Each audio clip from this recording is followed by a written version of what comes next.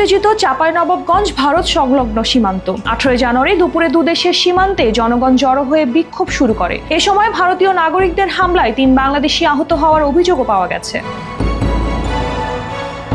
শিবগঞ্জ উপজেলার বিনোদপুর ইউনিয়নের চৌকা ও কিরণগঞ্জ বিজিবি সীমান্ত ফাঁড়ির মাঝামাঝি এলাকায় এই ঘটনা ঘটে। ঘটনা সম্পর্কে সীমান্তের বাসিন্দারা জানান, আজ দুপুরে সীমান্তের শূন্যরেখার পাশে বাংলাদেশের ভেতরের জমিতে গম কাটতে গিয়েছিলেন তারা। তখন ভারতীয় নাগরিকেরা এসে তাদের বাধা দেন। এ সময় তারা বাংলাদেশের ভেতরের কয়েকটি আম গাছও কেটে দেন বলে জানান তারা।